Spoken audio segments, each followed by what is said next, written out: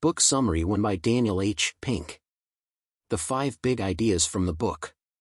1. Our cognitive abilities fluctuate over the course of a day. 2. Innovation and creativity are greatest when we are not at our best, at least with respect to our circadian rhythms. This is known as the inspiration paradox. 3. Between 60% and 80% of people are third birds, neither larks or owls. For lunch, not breakfast, is the most important meal of the day. 5. If you're feeling stuck in the middle of a project, picture one person who'll benefit from your efforts. Dedicating your work to that person will deepen your dedication to your task. Chapter 1. The hidden pattern of everyday life. In one study, Positive Effect, language revealing that Twitter users felt active, engaged, and hopeful, generally rose in the morning, plummeted in the afternoon, and climbed back up again in the early evening. An important takeaway from one study on corporate executives is that communications with investors, and probably other critical managerial decisions and negotiations, should be conducted earlier in the day. Scientists that measure the effect of time of day on brainpower have drawn 3 conclusions. First, our cognitive abilities do not remain static over the course of a day. As Pink writes, we are smarter, faster, dimmer, slower, more creative, and less creative in some parts of the day than others. Second, these daily fluctuations are more extreme than we realize. In fact, according to Russell Foster, a neuroscientist and chronobiologist at the University of Oxford, performance change between the daily high point and the daily low point can be equivalent to the effect on performance of drinking the legal limit of alcohol. Third, how we do depends on what we're doing. Perhaps the main conclusion to be drawn from studies on the effects of time of day on performance, says British psychologist Simon Folkett, is that the best time to perform a particular task depends on the nature of that task. Innovation and creativity are greatest when we are not at our best, at least with respect to our circadian rhythms. This is known as inspiration paradox. Our moods and performance oscillate during the day. For most of us, mood follows a common pattern, a peak, a trough, and a rebound. In the mornings, during the peak, most of us excel at analytic work that requires sharpness, vigilance, and focus. Later in the day, during the recovery, most of us do better on insight work that requires less inhibition and resolve. According to research over several decades and across different continents, between about 60% and 80% of us are what Pink calls third birds, neither larks or owls. People born in the fall and winter are more likely to be larks, people born in the spring and summer are more likely to be owls. To solve insight problems, type, task, and time need to align, what social scientists call the synchrony effect. All of us experience the day in 3 stages, a peak, a trough, and a rebound. And about 3/4 of us, larks and third birds, experience it in that order. But about 1 in 4 people, those whose genes or age make them night owls, experience the day in something closer to the reverse order, recovery, trough, peak. To do better in the morning. 1. Drink a glass of water when you wake up. 2. Avoid coffee immediately after you wake up. 3. Soak up the morning sun, and 4. Schedule talk therapy appointments for the morning. Chapter 2. Afternoons and Coffeespoons. In one study, judges were more likely to issue a favorable ruling, granting the prisoner parole or allowing him to remove an ankle monitor, in the morning than in the afternoon. Science offers 5 guiding principles for restorative breaks. 1. Something beats nothing. High performers work for 52 minutes and then break for 17 minutes. 2. Moving beats stationary. One study showed that hourly 5-minute walking breaks boosted energy levels, sharpened focus, and improved mood throughout the day and reduced feelings of fatigue in the late afternoon. 3. Social beats solo. Research in South Korean workplaces shows that social breaks, talking with coworkers about something other than work, are more effective at reducing stress and improving mood than either cognitive breaks, answering email, or nutrition breaks, getting a snack. 4. Outside beats inside. People who take short walks outdoors return with better moods and greater replenishment than people who walk indoors. 5. Fully detached beats semi-detached. Tech-free breaks also increase vigor and reduce emotional exhaustion. The most powerful lunch breaks have two key ingredients: autonomy and detachment. Autonomy, exercising some control over what you do, how you do it, when you do it, and whom you do it with, is critical for high performance, especially on complex tasks. But it's equally crucial when we take breaks from complex tasks. Lunch, not breakfast, is the most important meal of the day. The ideal naps, those that combine effectiveness with efficiency, are usually between 10 and 20 minutes. Each day, alongside your list of tasks to complete, meetings to attend, and deadlines to hit, make a list of the breaks you're going to take. Start by trying 3 breaks per day. List when you're going to take those breaks, how long they're going to last, and what you're going to do in each. Even better, put the breaks into your phone or computer calendar so one of those annoying pings will remind you. The 20-20-20 rule: before you begin a task, set a timer. Then, every 20 minutes, look at something 20 feet away for 20 seconds. If you're working at a computer, this micro break will rest your eyes and improve your posture, both of which can fight fatigue. One of the simplest breaks of all: stand up for 60 seconds, shake your arms and legs, flex your muscles, rotate your core, sit back down. Take a 5-minute walk every hour. In Anders Ericsson's study, one factor that distinguished the best from the rest is that they took complete breaks during the afternoon. Many even napped as part of their routine, whereas non-experts were less rigorous about pauses. We might think that superstars power straight through the day for hours on end. In fact, they practice with intense focus for 45 to 90-minute bursts, then take meaningful restorative breaks. Chapter 3. Beginnings: starting right, starting again, and starting together. Beginnings have a far greater impact than most of us understand. Beginnings, in fact, can matter to the end. Although we can't always determine when we start, we can exert some influence on beginnings, and considerable influence on the consequences of less than ideal ones. The recipe is straightforward.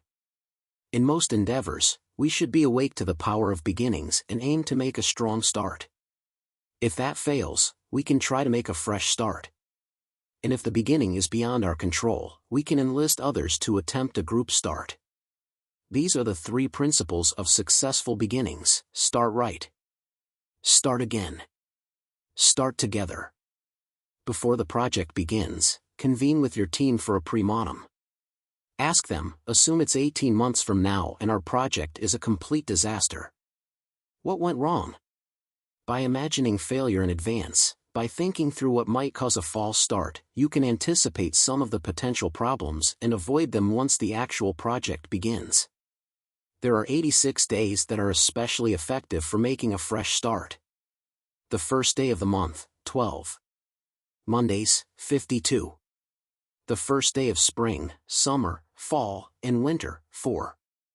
Your country's Independence Day or the equivalent, 1. The day of an important religious holiday, for example, Easter, Rosh Hashanah, Eid al-Fitr, 1.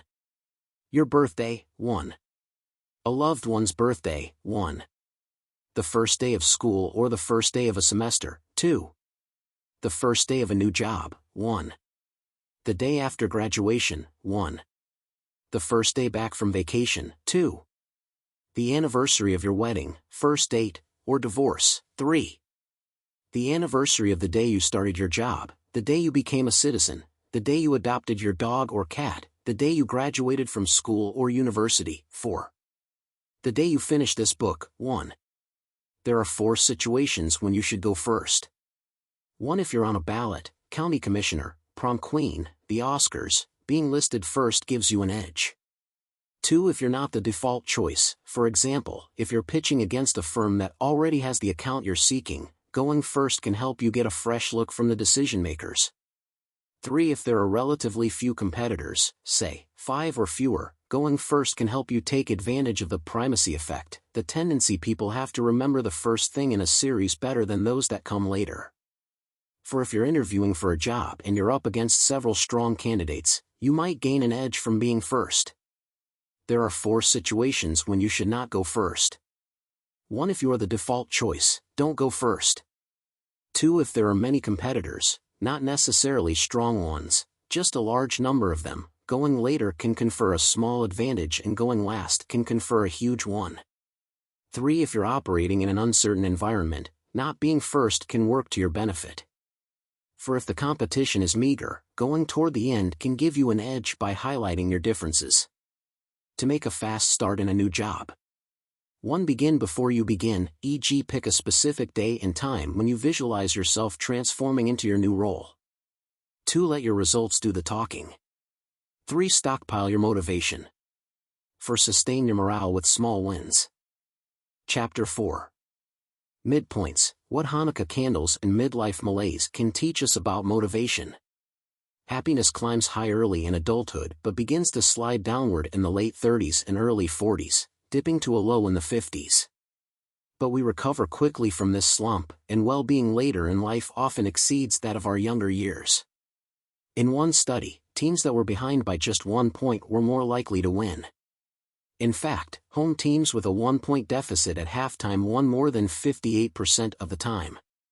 According to the researchers, early telling people they were slightly behind an opponent led them to exert more effort. The best hope for turning a slump into a spark involves 3 steps. First, be aware of midpoints. Don't let them remain invisible. Second, use them to wake up rather than roll over. Third, at the midpoint, imagine that you're behind to spark your motivation, but only by a little. If you're feeling stuck in the middle of a project, picture one person who'll benefit from your efforts. Dedicating your work to that person will deepen your dedication to your task. Chapter 5. Endings, marathons, chocolates, and the power of poignancy. Endings of all kinds, of experiences, projects, semesters, negotiations, stages of life, shape our behavior in 4 predictable ways. They help us energize. They help us encode. They help us edit. And they help us elevate. Someone who's 49 is about 3 times more likely to run a marathon than someone who's just a year older. At the beginning of a pursuit, we're generally more motivated by how far we've progressed. At the end, we're generally more energized by trying to close the small gap that remains. When we remember an event, we assign the greatest weight to its most intense moment, the peak, and how it culminates, the end. For more on this, read The Power of Moments by Chip and Dan Heath. We downplay how long an episode lasts and magnify what happens at the end. Daniel Kahneman calls it duration neglect. This end-of-life bias, as the researchers call it, suggests that we believe people's true selves are revealed at the end, even if their death is unexpected and the bulk of their lives evinced a far different self. Adding a small component of sadness to an otherwise happy moment elevates that moment rather than diminishes it. The best endings don't leave us happy. Instead, they produce something richer, a rush of unexpected insight, a fleeting moment of transcendence, the possibility that by discarding what we wanted we've gotten what we need. If your answer to 2 or more of these is no, it might be time to quit your job. 1. Do you want to be in this job on your next work anniversary? 2. Is your current job both demanding and in your control? 3. If your job doesn't provide both challenge and autonomy, and there's nothing you can do to make things better, consider a move. 4. Does your boss allow you to do your best work? 5. Are you outside the 3 to 5 year salary bump window? 6. Does your daily work align with your long-term goals? Chapter 6. Syncing fast and slow, the secrets of group timings. Groups must synchronize on 3 levels, to the boss, to the tribe, and to the heart. The first principle of syncing fast and slow is that group timing requires a boss, someone or something above and apart from the group itself to set the pace, maintain the standards, and focus the collective mind. After individuals sync to the boss, the external standard that sets the pace of their work, they must sync to the tribe, to one another. That requires a deep sense of belonging. Syncing to the heart is the third principle of group timing. Synchronizing makes us feel good, and feeling good helps a group's wheels turn more smoothly. Coordinating with others also makes us do good, and doing good enhances synchronization. Chapter 7. Thinking in tenses, a few finals words. Research has shown we plan more effectively and behave more responsibly when the future feels more closely connected to the current moment and our current selves. Thank you for watching. Please subscribe, like and share. See you in next videos.